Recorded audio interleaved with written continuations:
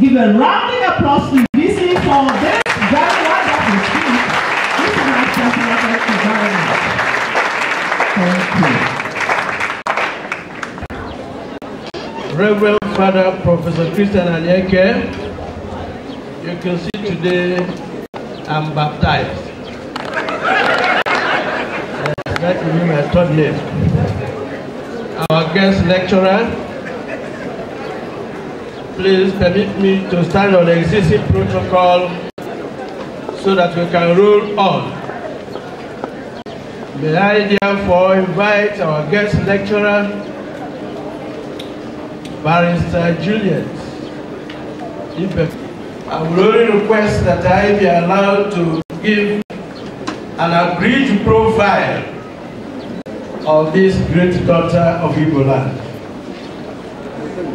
because it will not be easy within the time frame to adequately introduce this legal luminary.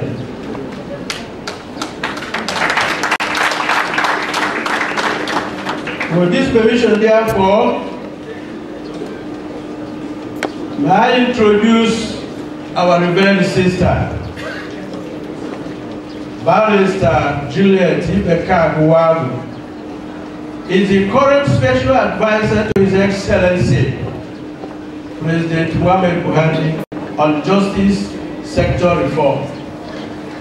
She is the national coordinator of Open Government Partnership Support Unit Nigeria and the immediate past director, Nigerian Financial Intelligence Unit of the EFCC. Barrister Ibekaku Nwagwu is a great woman, great in so many ways. And in talking about her, one becomes very conscious of his inadequacies in introducing this great Nigeria. I therefore ask for the permission to give an abridged profile of this illustrious daughter of Enugu State, which, however, could do her injustice in what is very paper this introduction may fail to do to the people. Barrister Ibekaku has continued to radiate epochal influence and light wherever she finds herself. This guest lecturer standing before us today finds happiness and success in molding and defending the lives and minds of human beings. Barrister Ibekaku has been 5 years postgraduate experience as an international criminal law attorney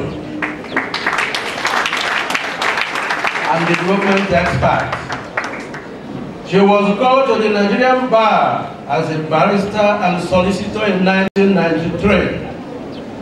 Has her master's degree in international human rights, humanitarian and criminal law, and a postgraduate certificate in anti-corruption studies, investigation and prosecution of financial and economic crimes. Barrister Ibekaku is an alumnus of the University of Nigeria, University of Lagos, Nigerian Law School, Hague Academy of International Law, Netherlands, University of Hong Kong Program on Anti-Corruption, University of Salzburg, Austria's Program on International Human Rights and Humanitarian Law, as well as the United States International Florida Bankers Association. Most recently, Ibekaku has participated in a certificate course on applying behavioral insights to the design of public policy for senior executives at Harvard Kennedy School of Executive Education.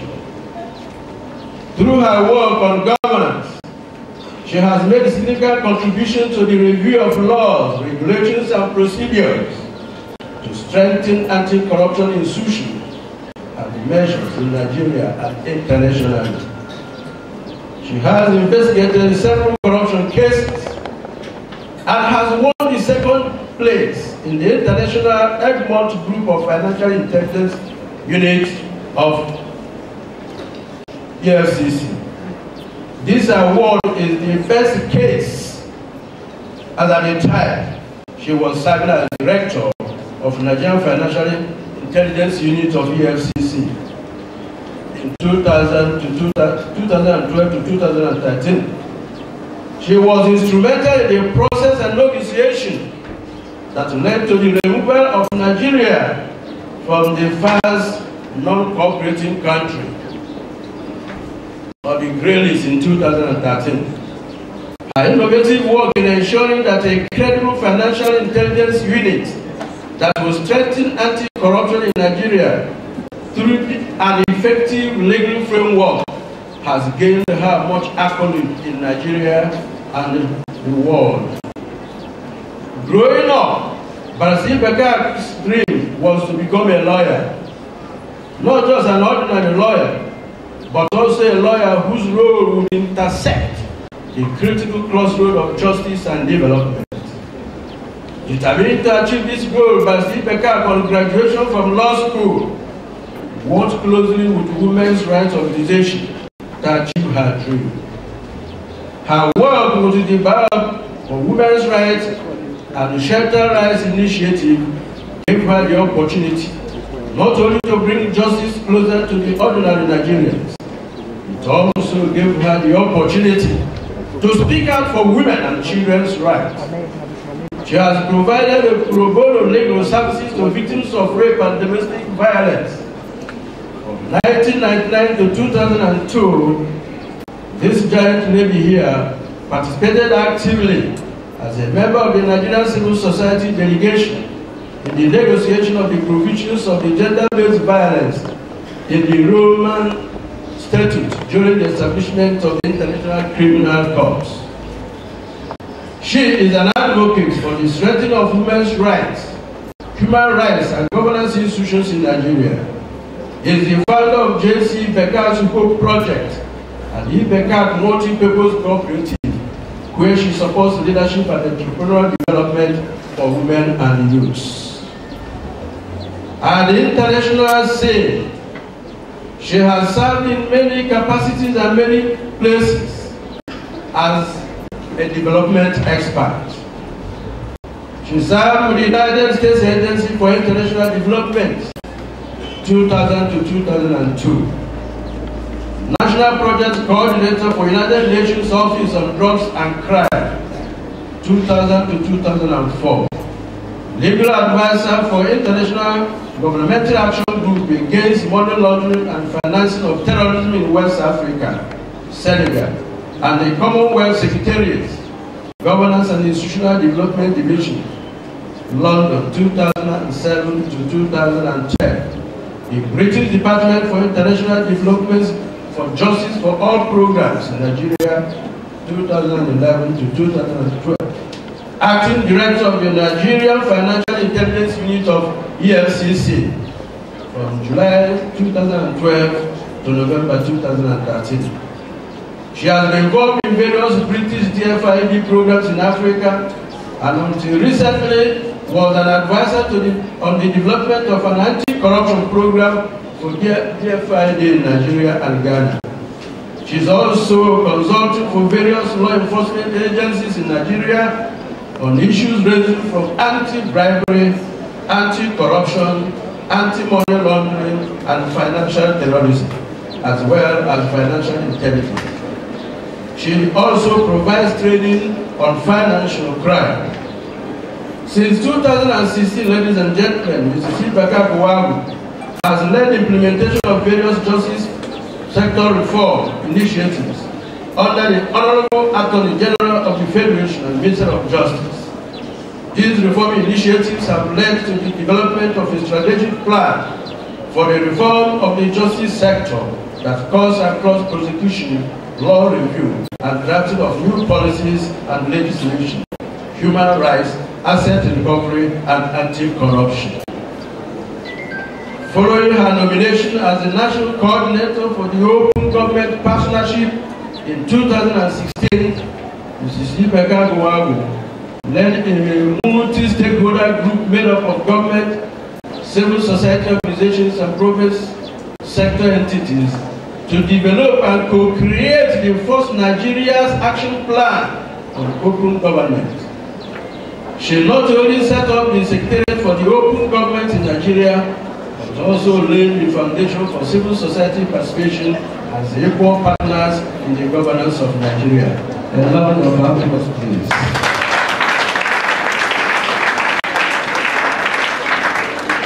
This initiative underpins the President Muhammad Buhari's vision for an open government and corrupt-free society. The Open Government Initiative has strengthened Nigeria's anti-corruption efforts, particularly around fiscal transparency, access to information, and citizens' engagement and empowerment through the use of technology and innovation.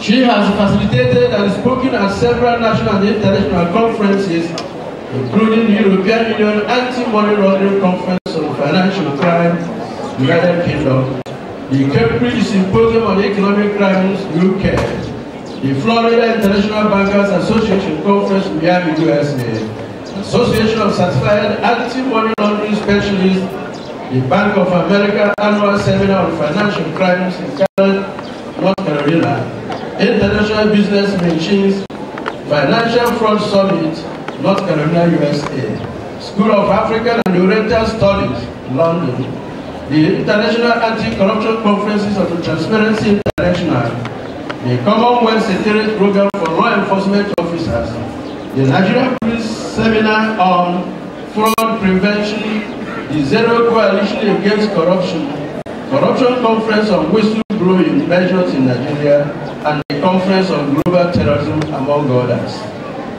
She represents the Ministry of Justice on the board of the International Institute for Justice and Rule of Law, Malta, Europe, and will co-chair the board as Nigerian representative from November this year, 2018.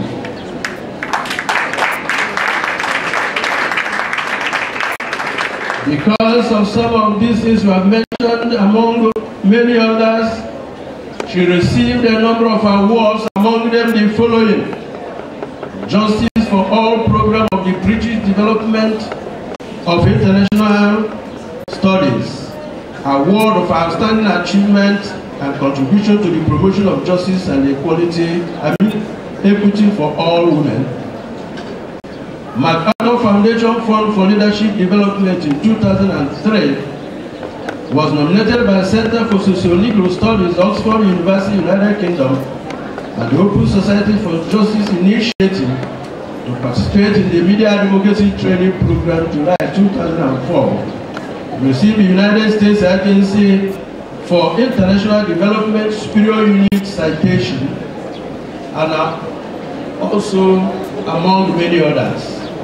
But because of the time available, and she has a lecture to deliver, permit me, my Vice Chancellor, to have this very rare honor and privilege to invite our beloved sister, the Special Advisor to the President, the Legal Luminary and National Coordinator, Open Government Partnership Support Unit Nigeria, Barrister Juliet Ibekaku Nwagwu, to present the 9th Foundation Lecture of Godfrey Okoye.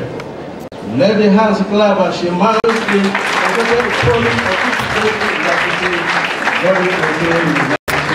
University of Enugu. Thank you, and God bless you.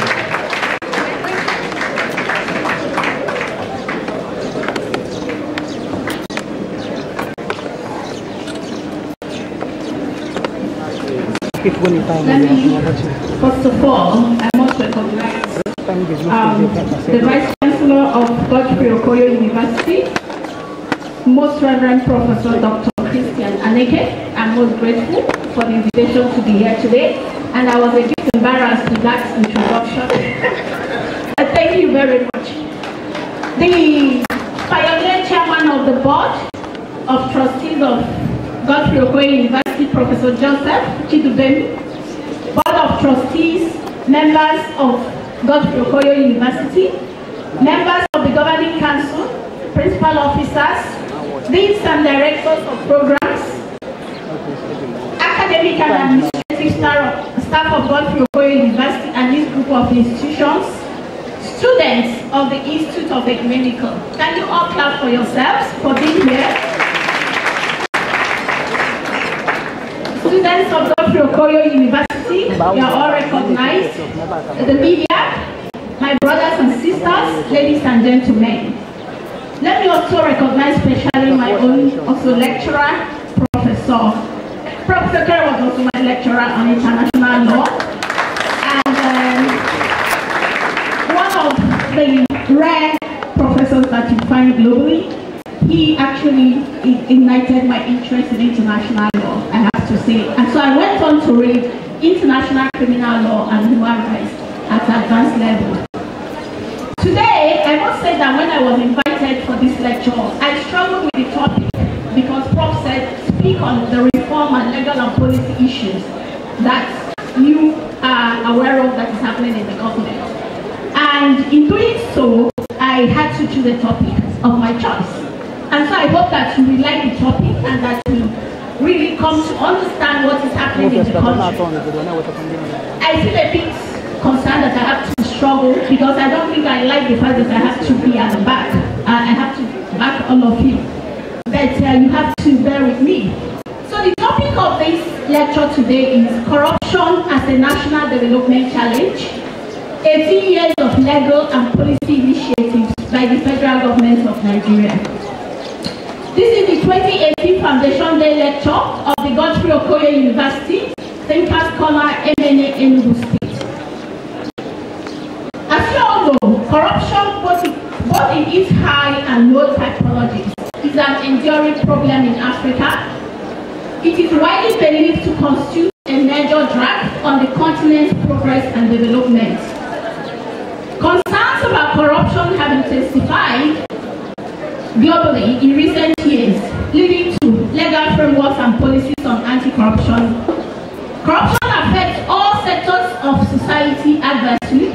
It corrodes national cultures and undermines development by distorting the rule of law, the efforts of democracy and good governance. It endangers stability and security and threatens social, economic and political development. It also drains governments of resources and hinders foreign investments. As you all know, Transparency International and a host of other organizations have defined corruption as the abuse of entrusted public power for private gain. It can be defined as grand or petty, depending on the amount of resources lost.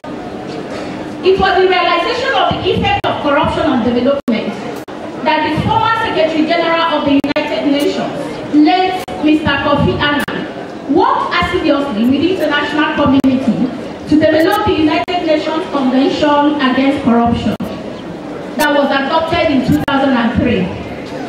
Kofi Annan stated that if fully enforced, the UN Convention Against Corruption can make a real difference to the quality of lives of millions of people around the world. And by removing one of the obstacles to development, it can help us achieve the Millennium Development Goals. Now, this was in 2003. Today, globally, we are struggling to achieve the Social Development Goals, the SDGs. We know that many countries are struggling to invest in roads, in education, in health, and overall welfare of its citizens. Prof, you alluded to the issue of education as a major development challenge for us in Nigeria. And that is one of the reasons why Godfrey Okoye University came on board. And one of the reasons why we are still challenged today by the fact that the quality of education that we have in this country is one that all of us must be very concerned about. And so, according to available records, evidence indicates that corruption in Nigeria dates back to pre-independence, where political and military leaders in Nigeria have been used to, or have been said to have stolen or misappropriated billions of United States dollars since independence. The effects of corruption have brought embarrassing moments for Nigeria and Nigerians all over the world.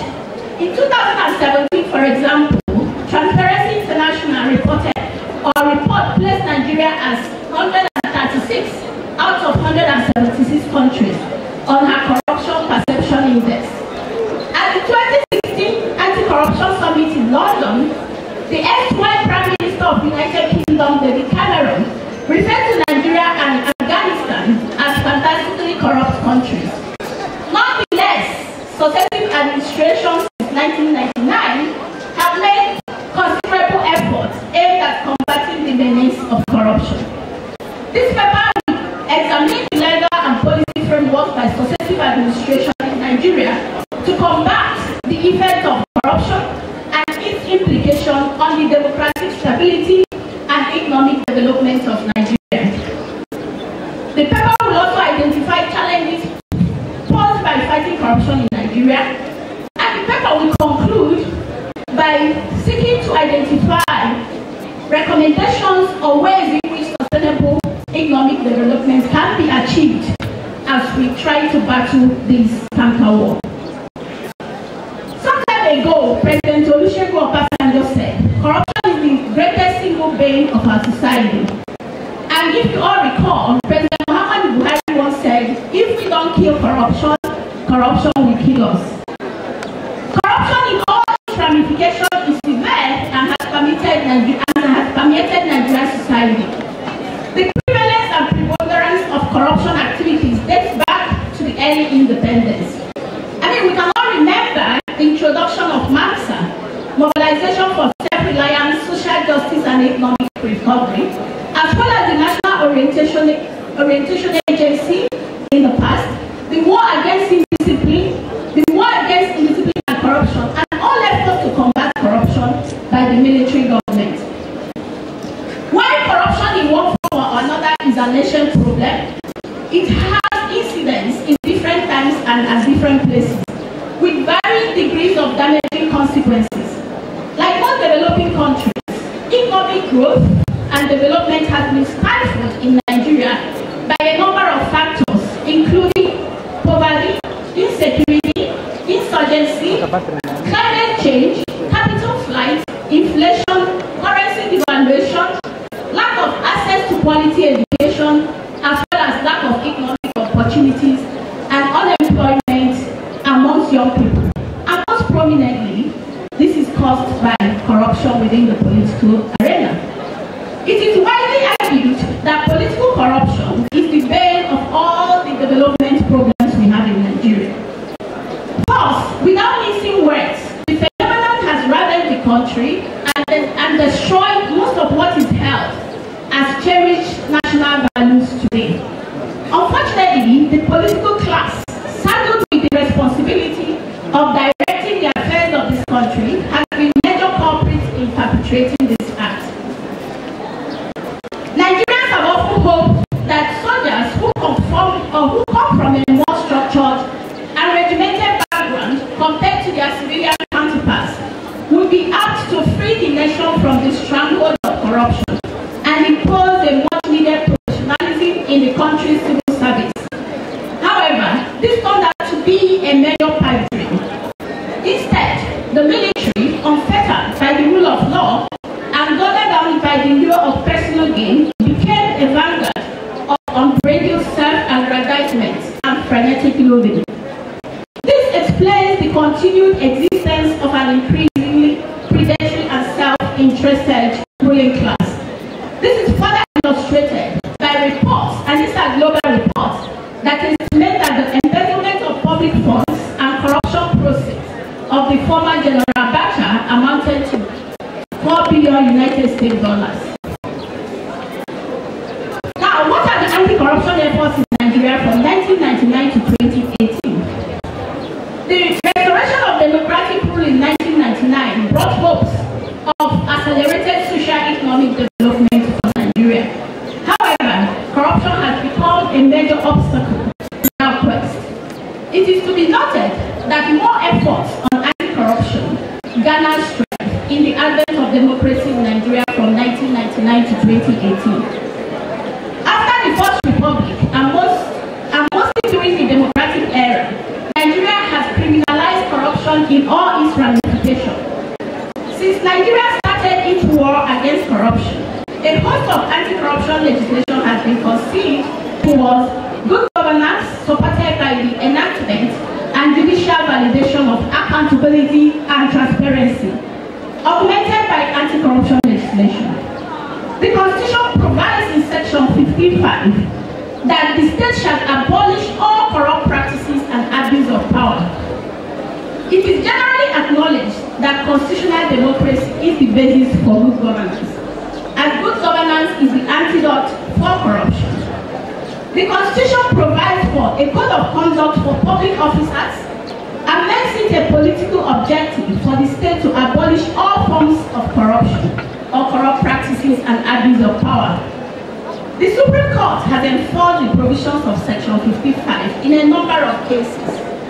And one of those cases is the Attorney General of those states versus Attorney General of the Federation and 35 others, as well as Olabisoye versus Federal Republic of Nigeria. Now, in most of these cases, the Supreme Court have interpreted that the provisions of the Constitution is what gives the federal government of Nigeria the legal mandate to enforce acts of corruption and also to enact laws, particularly the laws related to anti-corruption in Nigeria. Now, we also have the Criminal Code Act. The Criminal Code Act addresses corruption in a more general criminal law standpoint. It does not define corruption. However, the law criminalizes various forms of offenses, including fraud, bribery, obtaining by false pretenses. It prescribes various sanctions and imprisonments ranging from 3 to 7 years imprisonment for the commission of any criminal conduct. Now, coming back to 2000, when President Obasanjo was in office, the ICPC was established in 2000 during the democratic government under the President Olusegun Obasanjo administration. The commission was set up under the Corrupt Practices and Other Related to Offences Act. The ICPC Act is an anti-corruption specific legislation and based on the ICPC, the mandate to prevent, educate, receive, investigate and prosecute reported cases of corruption. The Act has a nationwide applicability on all public officers at all levels of government in Nigeria. The Commission is composed of a chairman and 12 other members who are all appointed by the President upon the confirmation by the National Assembly. And to ensure its independence, the law provides that the President can only remove members of the ICPC while acting on an address supported by 2/3 majority of the Senate. The Act grants the Commission legal independence by providing that the Commission shall not subject or shall not be subject to any other authority except as provided by the Act. Now, it's arguable whether the ICPC is independent in reality, but these are facts that some of you have had occasion to interact with the ICPC and one that I will allow you to assess at your own time. With regards to the Economic and Financial Crimes Commission, we have the EFCC Act of 2004. Another legislation on anti-corruption.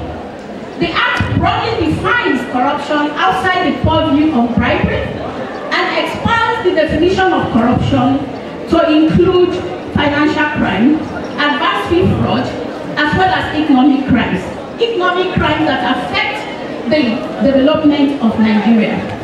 This Act enables the EFCC to coordinate all institutions involved in the fight against financial and economic crime, money laundering, as well as crimes related to terrorist activities and crimes related to measures to trace and identify process of crime. The Act, like the ICPC Act, applies to all levels of government, private citizens, and public companies that deal with public and private finances. The Commission is composed of multi-sectoral membership, and the chairman is an executive chairman. Unlike the ICPC, the law establishing the Commission did not make provision for legal independence. And so in this way, the EFCC Act sets a different part of, if you like, institutional mechanism for the fight against corruption. The power to appoint the EFCC board lies solely with the President. With regards to the Money Laundering Prohibition Act, this is an act that prohibits the laundering of process of crime and illegal conduct. It criminalizes money laundering and retention of proceeds of crime. And we're talking about situations where after you have been bribed or after you have embezzled public funds and you seek to divert public fraud to other purposes. You either transfer it out of the country or you seek to hide it in the country. The law that prohibits such an action is the Money Laundering Prohibition Act. Now, we can also talk about the Public Procurement Act 2007. What we have realized and evidence shows is that majority of the corruption experienced today in Nigeria originates from public procurement. And this can happen from the project inception, design and execution up till project completion. At every stage of the procurement process, it may appear that corruption may take place if not properly checked. Lots of public funds have gone down the drain in the process of procurement in the public sector. And that is why, for example, we can see that some schools are never completed. You go to your villages, you go to different communities, you see that schools, hospitals are never completed. You see that roads are never completed because something wrong is going on somewhere. And that is why the essence of the fight against corruption is so critical to the development of infrastructure in Nigeria. Now, the Public Procurement Act was enacted to reduce the incessant loss of government funds through procurement of goods, works, and services. The Bureau of Public Procurement was established to bring transparency, accountability, fairness, competitiveness, equity, and value for money on all the procurement activities that are carried out by the federal government of Nigeria. Unlike the ICPC and EFCC Act, this particular procurement act is only applicable to the federal government of Nigeria. Now, it applies to all the ministries, departments, and agencies of government. But it will only apply to the state government where the state derives at least 35% of the funds appropriated or proposed to be appropriated for any type of procurement, goods or works or services from the federal government account. Actions that infringe on the provisions of this act are criminalized and are punishable by various forms of sanctions. Some states have started enacting their procurement laws. As today, we know that there are states such as Abia, Rivers State, Akwa Ibom, Delta, Bayelsa, Benue, Kogi, Anambra, and Kaduna states that have enacted public procurement laws. However, we are still seeing huge gaps in terms of the legal and institutional capacities of the states and local government areas in our various states to manage procurement. Lack of procurement laws and institutional capacity presents an opportunity for corruption in the states and require urgent action. Within our legal framework, we also have the Fiscal Responsibility Act. The Public Procurement Act and the Fiscal Responsibility Act provides comprehensive framework for the regulation of fiscal policies and management of public expenditure at the federal level in Nigeria. The purpose of this act is to ensure prudence and greater efficiency in the planning, allocation, and management of public expenditure. It draws from the economic reforms started by President Olusegun Obasanjo and late President Musa Yar'Adua. The act is also applicable at the federal level, but also we have seen that some states are enacting their Fiscal Responsibility Act. Within the arena, we also have the Nigerian Extractive Industries Transparency Initiative. The resultant failure to manage our natural resources and the income or revenue derived from our resources is due to monumental corruption, lack of public accountability, transparency, and good governance. This has formed the basis for the enactment of the Nigerian Extractive Industry Transparency Initiative Act 2007.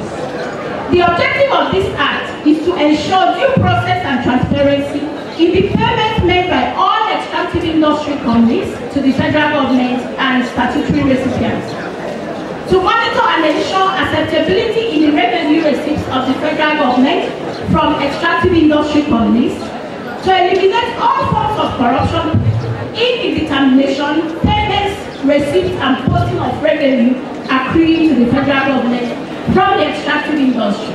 And when we talk about the extractive industry, we mean the oil and gas sector as well as the mining sector in Nigeria.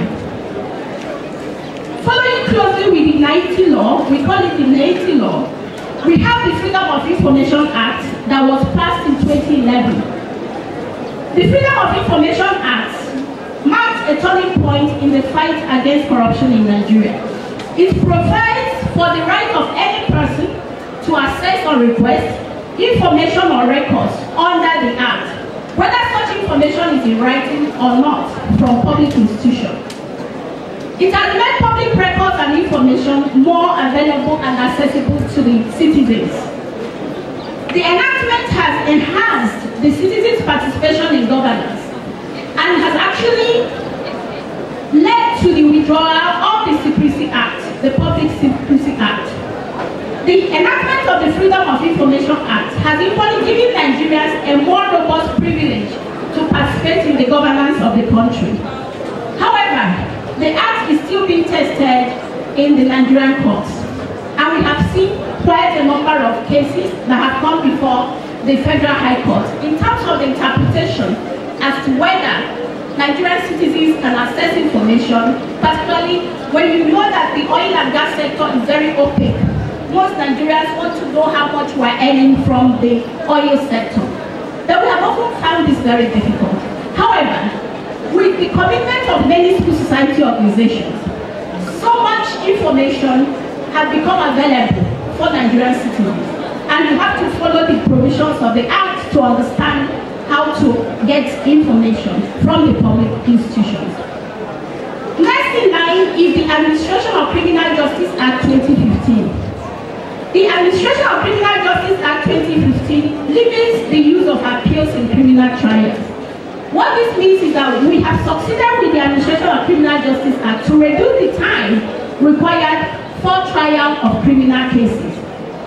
The Administration of Criminal Justice Act has increased coordination among justice institutions and has created the pre-trial management techniques that allow for commencement of trials. The law was passed because of ineffective coordination and weak criminal procedures that have enabled lawyers to undermine the judicial process. This has also reduced the opportunities for defense lawyers to seek for continuous adjournment of cases without ever concluding those cases. And what this has done in the past 3 years, it has led to what I would call fast-track approach to the trial of corruption cases. And we have seen so many convictions that have taken place within the past 2 or 3 years, which wouldn't have happened prior to 2015. Now we also have our legislature. When we talk about the two houses that we have at the federal level, at the National Assembly, the Senate, and the House of Representatives. By the provisions of Section 4 of the 1999 Constitution as amended, the powers to make laws for the peace, order, and good government of the Federation or any part thereof with respect to any matter included in the exclusive legislative list is vested in the National Assembly.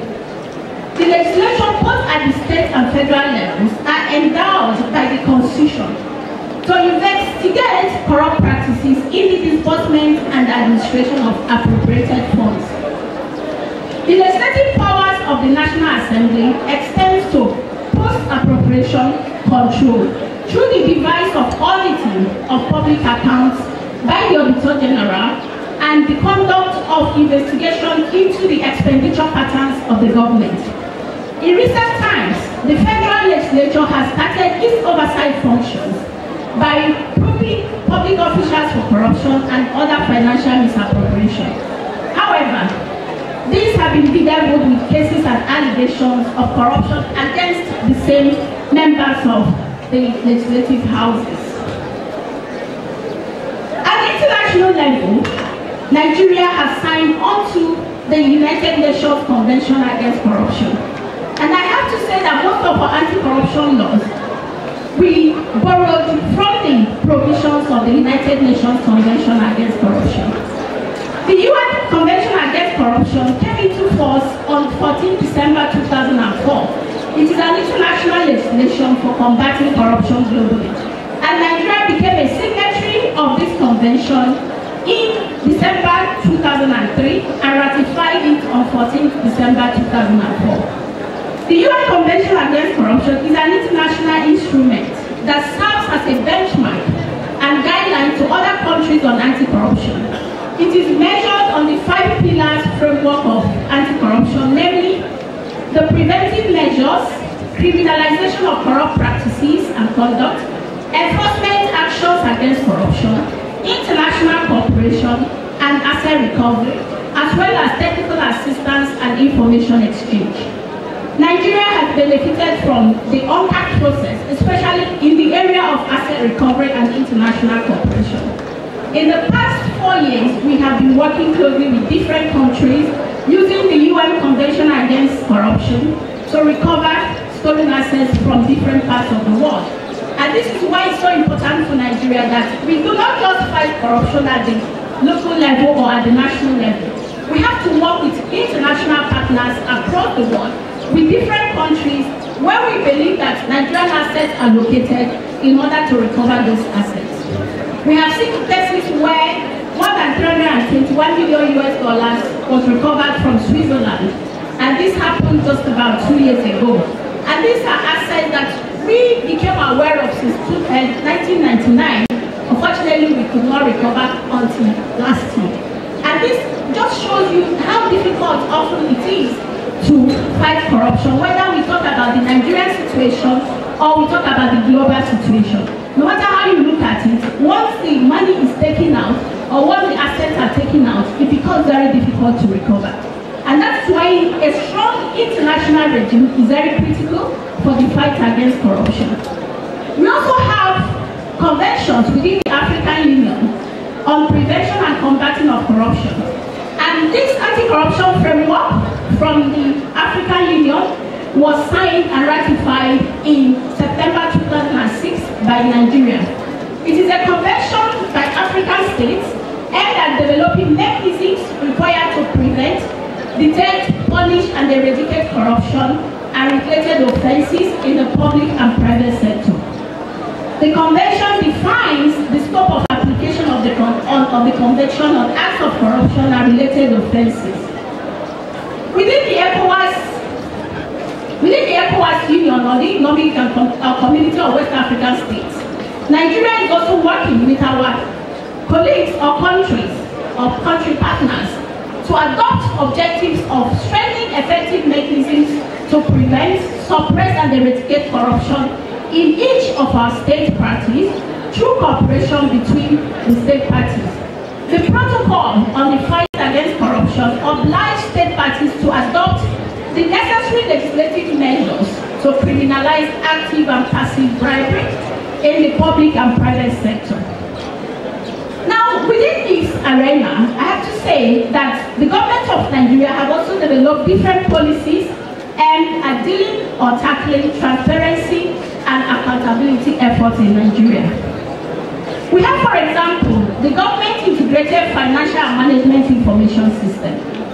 The GFIMIS is a sub-component of the Economic Reform and Governance Project of the Federal Government of Nigeria. The ERG project is designed to significantly strengthen governance and accountability, reduce corruption, and deliver services more effectively, with the objective of improving the federal government economic and financial management systems. As a sub-component of the Economic and Reform Project, the GFIMIS is geared towards supporting public resource management and targeted anti-corruption initiatives.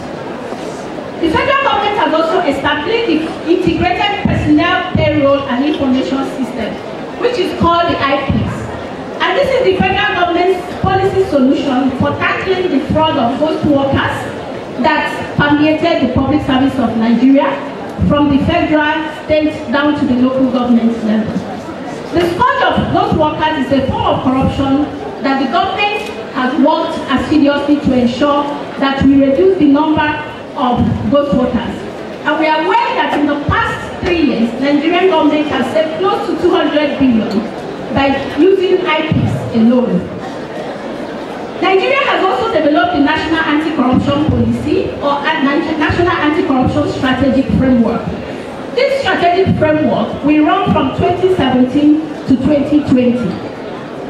The National Anti-Corruption Strategy provides an enhanced framework for national and international cooperation on anti-corruption in Nigeria. The faithful and diligent implementation of this strategy by this administration, backed with the necessary demonstrable political will, will in no small measure assist in changing the climate of endemic corruption in Nigeria. The NAS provides for a 3-year implementation period and is addressing the foundation gaps and weaknesses in current institutional structures, frameworks, and arrangements that undermine previous anti-corruption efforts. Furthermore, it has brought to fore the lack of citizen participation in anti-corruption proceedings. The NAS is currently being implemented by the Secretariat established by the Honorable Attorney General of the Federation and Minister of Justice. With regards to the whistleblowing policy of the federal government of Nigeria, the federal government, in reacting to the hues and cries in recent developments relating to the misuse, diversion and outright theft of public funds and assets, and the absence of any legislation on whistleblowers, directed the Federal Ministry of Finance to come up with a whistleblower policy in 2016. The policy cuts across the public sector and is designed to deal with any concerns raised in relation to the breaches of federal government financial regulation, Public Procurement Act, and other legislation on public funds and finances. The policy also specifically extends to issues related to mismanagement or misappropriation of public funds and assets. The policy provides for citizens who provide tips or who blow whistles about corrupt practices and financial crimes to be rewarded between 2.5% and 5% of the money recovered. From the 534 investigations concluded, out of over 1,000 tips received by the federal government in 2018, the federal government has recovered close to 200 billion naira in different currencies. For example, in April 2018, the government recovered 7.8 billion, 378 million US dollars, and 27,800 British pounds. It is important to add that the policy will only become institutionalized when the whistleblower protection bill is passed into law. Let me add to this array of policies the one that I manage directly, the Open Government Partnership Initiative. In 2016, following the President's participation in the London Anti-Corruption Summit, President Muhammadu Buhari announced Nigerians' intention to join the Open Government Partnership. This led to the establishment of the OGP Secretariat, as well as the development of an Open Government National Action Plan for Nigeria. This is a 2-year plan, which is made up of 14 commitments spread across 4 thematic areas, such as fiscal transparency, access to information, anti-corruption, and citizen engagement. I think the most important aspect of the Open Government Partnership is the citizen engagement, which allows citizens at different levels to engage with government and to ask questions. The OGP is made up of 42-man board, or if you like, steering committee. The National Steering Committee sets the policy for the Open Government Partnership, and this is now implemented by the National Coordinator, which is my humble self. The commitments on anti-corruption include the establishment of a public register, a public central register of beneficial owners of corporate entities, the transparent management of recovered assets, the establishment of a platform for sharing information among anti-corruption agencies, and the improvement of coordination of anti-corruption agencies.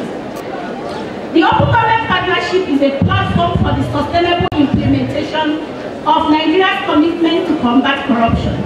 It is an international multi-stakeholder platform that allows for civil society organizations and governments to co-create reforms for good governance and improve citizens' access to government policies and monitor its implementation. With the implementation of the OGP over the past 1.5 years, Nigeria has reached certain milestones, including the conclusion of the Memorandum of Understanding for the management of the recovered $321 million with the World Bank, Switzerland, as well as the international community and civil society organizations for the purpose of transparent management of these funds. The federal government, through the Office of the National Social Investment Office, we apply these funds to the benefit of households that live below the poverty line across the country through a program that we call a targeted cash transfer program. The process towards the establishment of a register of beneficial owners will improve citizens' access to information about corporate bodies that may be used to embezzle public funds. I just need to add quickly here that in terms of the asset recovery, we are also hoping to sign very soon a memorandum of understanding with the United States government, the island of Jersey, as well as the government of Nigeria for the return of more than $400 million. Now, what the government is hoping to do when these assets are returned is to invest these assets to social development programs, one of which is, now that we have investment in the proper policies of this government, we're now looking at using the $400 million to invest it in infrastructure, to invest it in building of roads, as well as hopefully to make sure that we complete the second Niger bridge with the return of those funds. The OGP implementation has also led to the development of a citizens-friendly budget portal and the National Open Contracting Platform, and these have increased transparency and citizens' participation in governance. With the onboarding of more than 8 states, I can now tell you that more than 8 states have joined the OGP platform. And this platform presents an opportunity for states or state governments to improve on citizens' participation in governance. I will now turn to challenges that we have encountered in the fight against corruption. And that is quite numerous. I will just read a few of them. It is important to note that fighting corruption is not an easy task. It's one of the greatest challenges that face various governments in Africa today. And I would say today, even though the Nigerian government shows anti-corruption as one of its critical policies, or if you like, critical agenda, we are still struggling to understand why, as you try to close the gaps, you see that other places are giving way. What this means is that as you try to deal with a particular problem which has manifested itself, you find out that other problems related to the inability of our institutions to tackle corruption is growing every day. So many challenges have been faced and obstacles remain that make it impossible to rid Nigeria of corruption, despite 18 years of active legislative reform, enforcement and judicial pronouncements. The following have been identified as those challenges. Lack of independence of investigation and prosecution agencies is important. Has also affected the inability of these agencies to successfully investigate and enforce anti-corruption laws. However, this must be guided in a manner that respects the rule of law. So while we are saying that these agencies should be independent, we also have to bear in mind that it's often possible that agencies may want to step beyond their mandate. And so this is where the rule of law comes in, and this is where the judiciary comes in, to make sure that anti-corruption agencies do not overstep their boundaries and they do not act outside their mandates. And therefore, we expect that supervisory authorities that do not have political inclinations are required to supervise and ensure that anti-corruption and prosecution institutions work within their clear mandates as provided by the law and the Constitution. Secondly, we have observed that our investigators, prosecutors, and judges often lack the capacity to tackle corruption. And this has come to public scrutiny over time. And we also know that there is need to invest resources in the training and retraining of these officials, both on national and international standards. And therefore, we expect that government will continue to guide and support these agencies in undertaking its responsibilities. Thirdly, the integrity of officers working in the anti-corruption agencies has often come into question. It's often not easy for you to ask a thief to catch a thief. And therefore, the public has complained of lack of trust of anti-corruption efforts in Nigeria. A lot more work needs to be done to build trust and work with citizens to realize the goals and objectives of all the anti-corruption policies and laws that I have rolled out here. This is what the Open Government Partnership sets out to do. It is hoped that with time, citizens can engage more constructively with the government in the fight against corruption. Absence of whistleblower and witness protection laws are major challenges in the fight against the anti-corruption agenda of the Federal Republic of Nigeria. The Whistleblower Protection Bill has been in the National Assembly for the past 3 years and is still awaiting passage into law. The process of crime bill, which we sent into the National Assembly in 2016, is still in the National Assembly. We have a couple of bills that are still sitting in the National Assembly, and we believe that we all as citizens need to do more work to hold our National Assembly accountable to ensure the early passage of all these anti-corruption laws. Now, we also have the problem of culture and our values. You all agree with me that the society in which we live in is one where persons with unexplained sources of wealth are glorified, and in extreme cases, they are often seen as above the law. This has in no small way affected the sight of Nigerians who desire to acquire assets against all moral standards. A very common example, especially among young people, is the current rise in internet fraud among the youth population. Now, despite these challenges, I think we can still find a way to develop measures to tackle corruption. We have already listed out what the federal government is doing, but despite this avalanche of legislative frameworks, the menace of corruption still subsists. There are no size-fits-all for the fight against corruption. Nevertheless, Nigeria should explore available means to curtail our ranking on the Global Corruption Perception Index. And it means that we keep on declining instead of, coming tops in the Global Corruption Perception Index.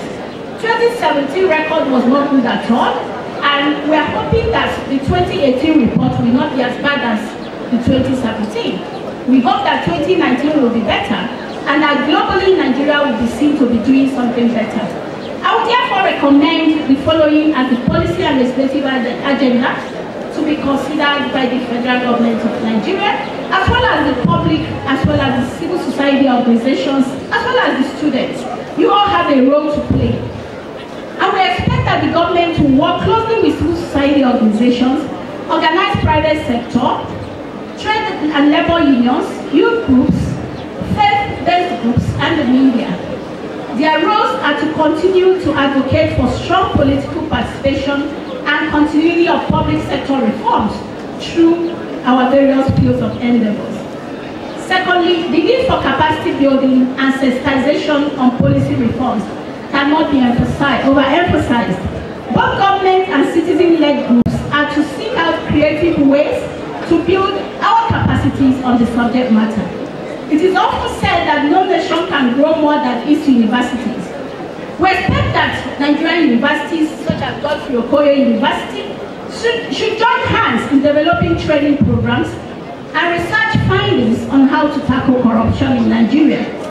The government should involve the legislative and judicial arms of government in all its reform processes, from the implementation, the design stage, as well as to the execution stage. The government should devise strategies of taxing unaccountable wealth and criminalizing illicit enrichment. There is need to expedite the process of developing a public register of beneficial owners of shares to increase transparency and reduce the capacity of the corrupt to launder public funds. The enactment of the process of crime bill into law will further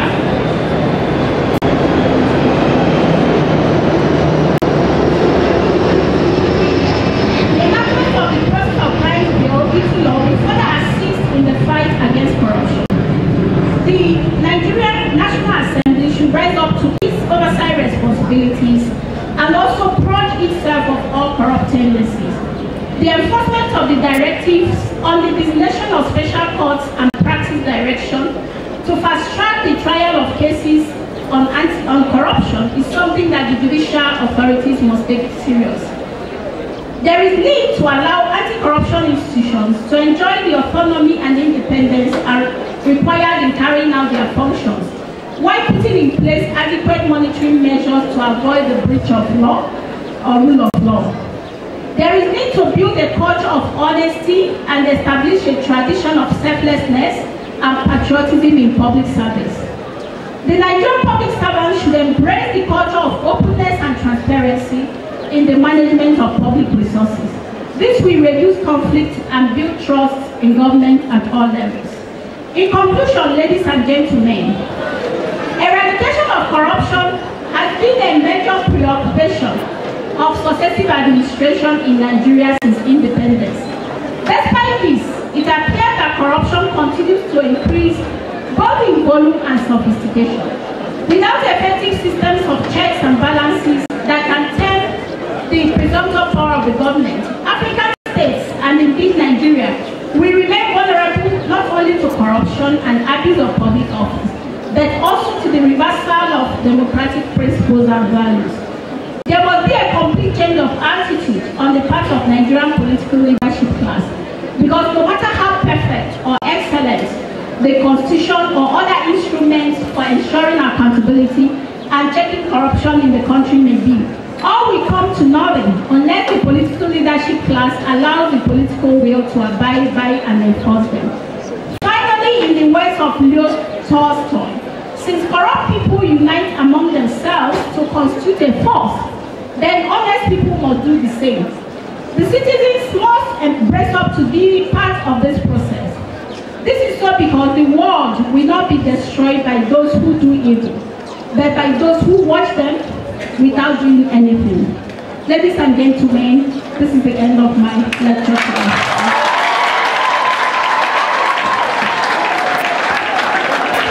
Please let us give a standing ovation to this very everyday scholar, on Barrister Juliet Ibekaku Nwagwu.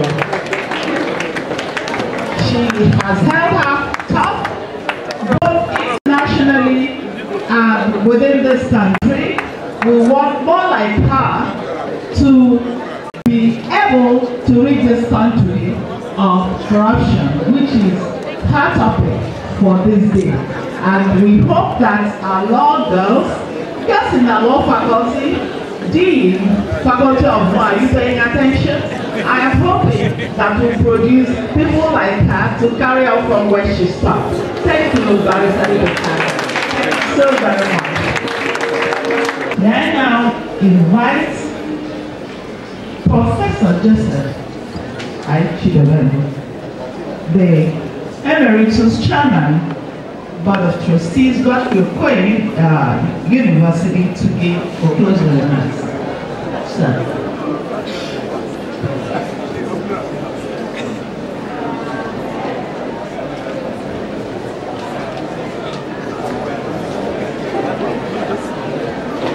The chairman of this occasion, Vice Chancellor of Godfrey University, Pioneer Vice Chancellor of Godfrey University, Reverend Father Professor Dr. Christian Anyege, the very distinguished guest lecturer at this occasion, distinguished Honorable Barrister Juliet Ibekaku Nwagwu, the representative of the Odi of Onitsha, Abugidi, here present, the chairman of the Board of Governors of ICE, Reverend Father Dr. John Nwagwu. May I please request the approval of the chairman to prepare or adopt the already established protocol. First of all, I want to thank God for this day, for this university, for his infinite blessings and guidance right from inception to this day. And as usual, you can see the testimony with the clement weather, very cool weather, in spite of the fact that we are in the rainy season. I want to thank the Vice Chancellor for sustaining the tradition and the temple of this university by ensuring that this annual foundation day is kept alive. And in doing this, to demonstrate to Nigerians and to our stakeholders and friends that we are very, very gender sensitive by inviting and ensuring that none other than Honorable Barrister Juliet Ibekaku Nwagwu is the guest lecturer. You can agree with me that her presentation in style, in content, is every way academic, devoid of political insinuation, though a top member and advisor in the federal government, she has been able to separate politics from academics and content of the matter. And we deserve very, very strong commendation and applause. Thank you very much. I can see Professor Kelly, her lecturer, nodding in admiration and acceptance. He did not know. So when those who know, who are in the same field, who mentored you, say this is our product, then you can be sure that you're on the right path. You can go places. You will go places. Keep the path going. I thank you for demonstrating that in Nigeria there are still men and women who can stand up and show the world that we are truly committed in whatever we undertake, and that is the spirit of what we do. That in the midst of challenges, you can develop your own strategy to make a difference.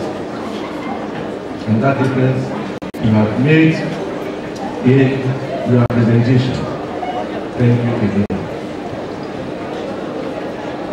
Let me thank the well-being of manager.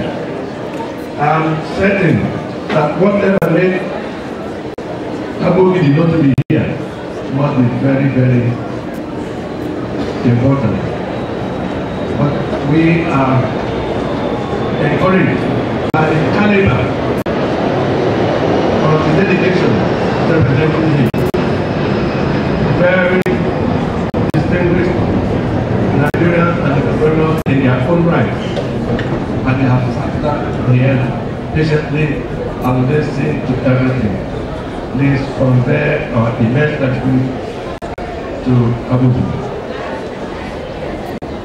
To our Austrian friends,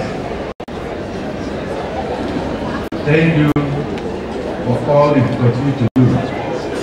We appreciate and we will ensure that every effort, every sacrifice you make towards uplifting the image of this university and strengthening our facilities will be put to very, very great use. We thank you very much. Now,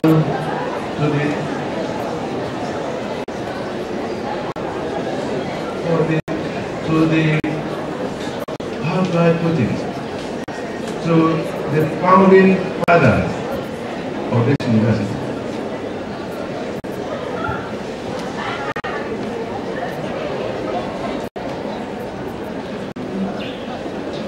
The Bishop Emeritus, Most Reverend Dr.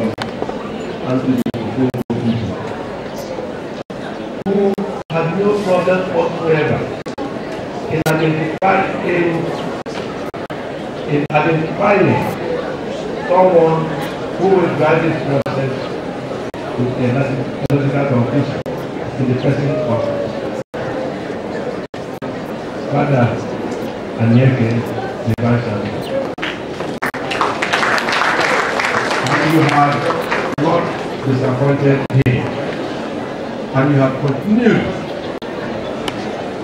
in the path of the mission, the vision and philosophy of the founding father and the university to drive this university to greater heights. There was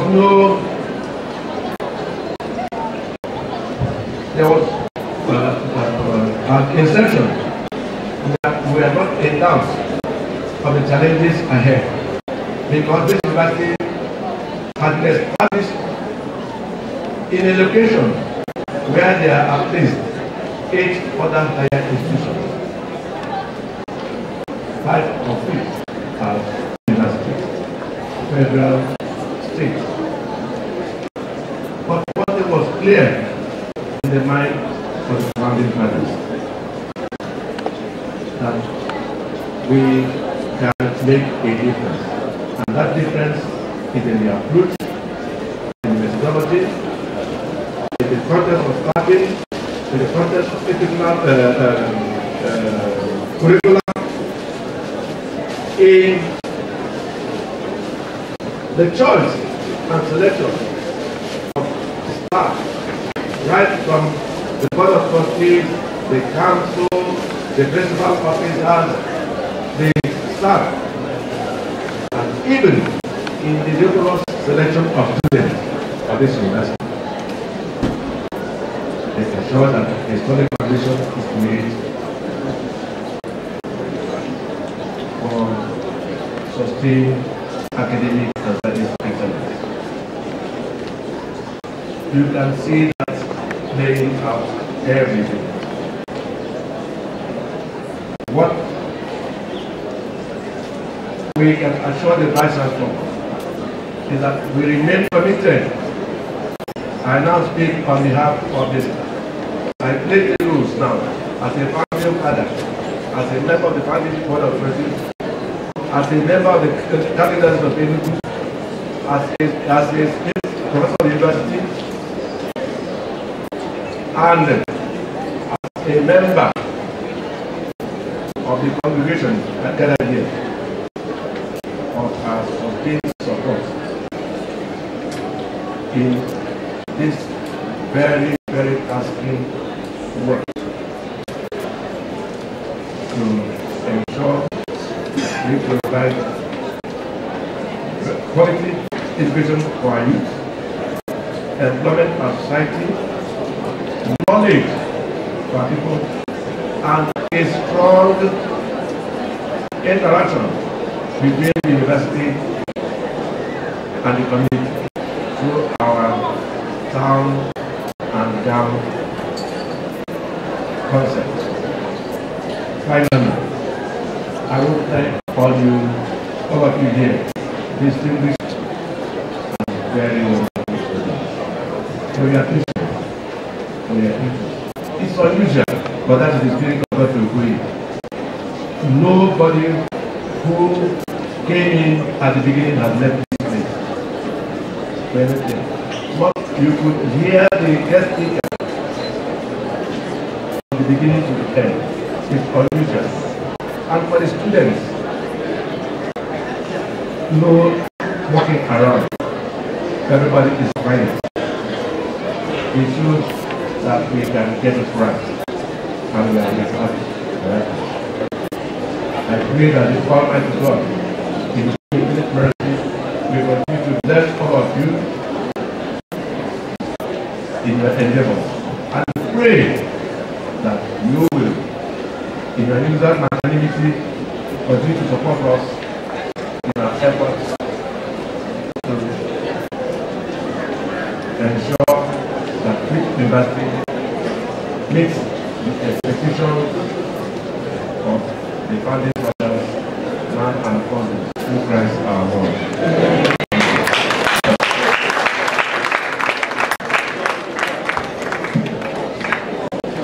Thank you very much, Professor Chizzy, for the closing remarks.